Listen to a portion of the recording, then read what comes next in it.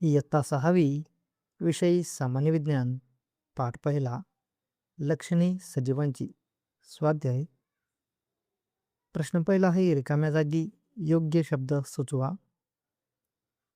अ प्रत्येक सजीव स्वतःसारखे आणखी सजीव निर्माण करतो याला प्रजनन म्हणतात. आ वाढ आणि प्रजनन ही सजीवांची प्रमुख लक्षणे आहेत. ई अन्नामुळे होणारे सजीवांची वाढ आणि विकास यांना सजीवांचे पोषण असे म्हणतात. ई सजीवांचे शरीर पेशींचे बनलेले असते. प्रश्न दुसरा पक्षी, मासे, जनावरे हालचाल करून स्वतःची जागा बदलू शकतात. पालापाचोळा तसेच ट्रॅक्टर, बैलगाडीसारखी वाहने त्यांच्या जागा बदलू शकतात. या दोन्ही प्रकारच्या हालचालीत महत्त्वाचे फरक कोणते?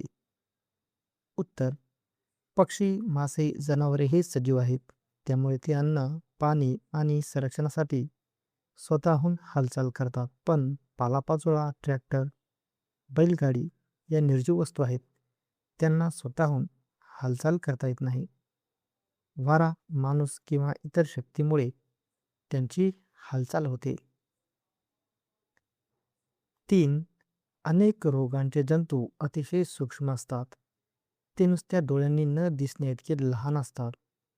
एवढ्या लहान सजीवांचे प्रजनन होत असेल का? तुम्हाला काय वाटते, हे कशावरून ठरवले ते सांगा.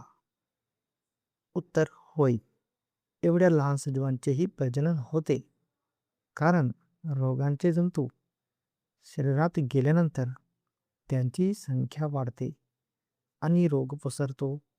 यावरून ते नवीन जंतू निर्माण करतात, म्हणजेच त्यांचे प्रजनन होते हे समजते. 4. सजीवांना भोवतालच्या परिस्थितीची जाणीव असते. हे उंदीर, मांजर, कुत्रा यांच्या वागण्यावरून स्पष्ट करा. वेगवेगळ्या प्रसंगात ते कसे वागतात याचे अनुभव निरीक्षणे लिहा. उत्तर उंदीर आवाज झाला की पटकन बिळात लपतो. मांजर उंदीर दिसताच त्याच्या मागे धावते. कुत्रा अनोळखी माणूस दिसला की भुंकतो. यावरून सजीवांना भोवतालच्या परिस्थितीची जाणीव असते हे स्पष्ट होते. प्रश्न 5वा प्राण्यांच्या हालचालींचे सुचतील तेवढे वेगवेगळे प्रकार आणि त्या प्रकारांनी हालचाल करणारे प्राणी यांच्या याद्या करा. उत्तर चालणे गाय, कुत्रा, मांजर, धावणे घोडा, चित्ता, उडणे चिमणी, कबूतर, गरुड, पोहणे मासा, बदक, रांगणे साप, अळी, उड्या मारणे बेडूक, ससा, सरपटणे मगर, पाल. 6. वनस्पतींना चेतना क्षमता असते.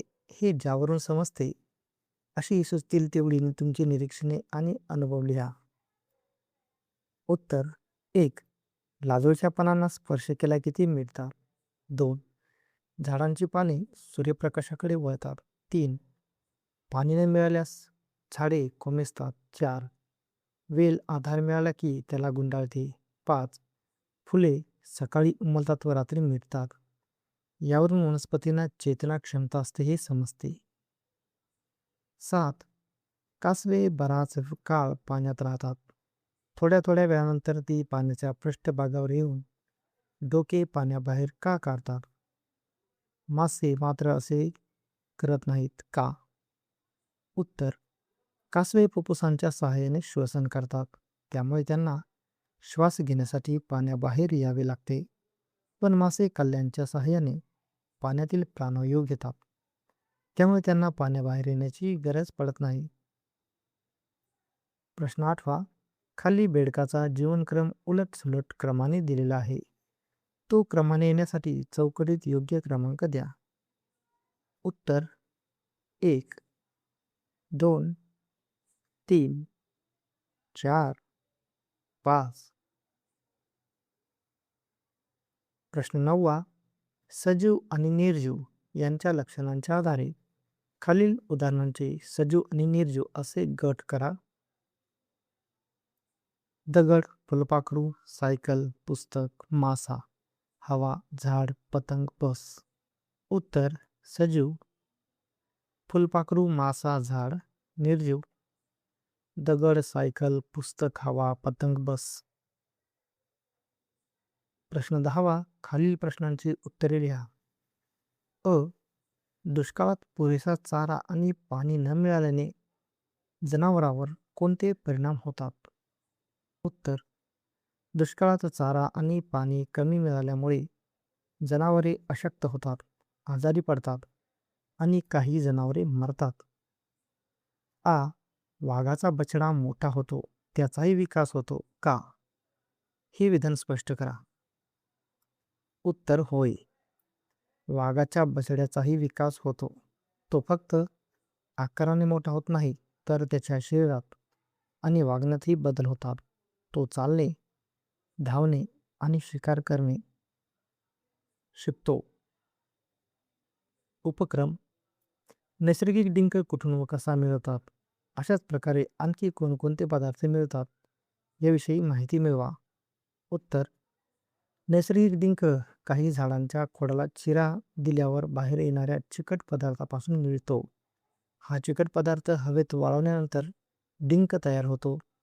बाभूळ, कडुलिंब यासारख्या झाडापासून डिंक मिळवला जातो. अशाच प्रकारे झाडांपासून रबर, लाख, राळ, चीक आणि गोंद हे पदार्थही मिळवले जातात. हे पदार्थ विविध वस्तू तयार करण्यासाठी उपयोगी पडतात.